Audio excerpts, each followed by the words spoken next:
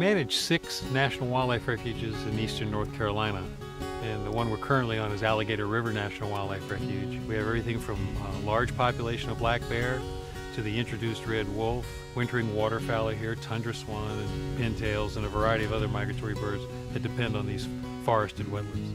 I just have a passion for wildlife and wildlands, and having the opportunity to manage it is like a dream come true. We're standing in an area of Alligator River Refuge just inland from the Pamlico Sound, and it's an area of transition from forest to marsh.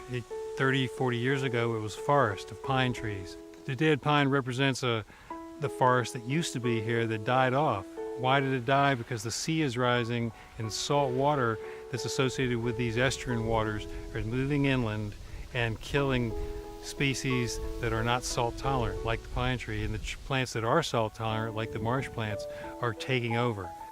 There are certain bird species that are specialists, meaning they use a certain habitat type, and that habitat type has to be in its certain condition, like a pine forest supports red-cockaded woodpeckers. So if that pine forest undergoes a lot of change from stress, from climate, you can lose the pine forest and then that bird's gone.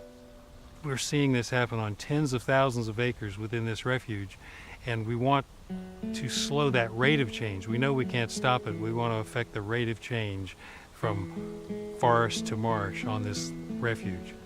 We are slowing the rate of erosion on our shore by having an oyster reef just offshore that catches most of the wave energy before it makes it to our shoreline. And it's just one of the adaptations to climate change projects that we've installed with our partners, the Nature Conservancy and others. It's a living laboratory on a landscape level where we can understand what is happening to the land from climate change and how to adapt the land or to mitigate for the changes that are occurring. We're seeing erosion, we're losing land. We're seeing forests die.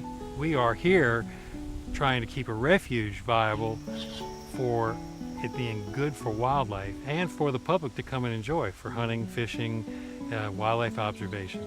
A good healthy marsh associated with a good healthy estuarine system produce not just seafood for people, but they also buffer against things like storm surge, and they also help improve water quality and air quality. So what we want them to understand is if the sea rises, it happens all along the shoreline. The question I can't answer for everybody is it important to you?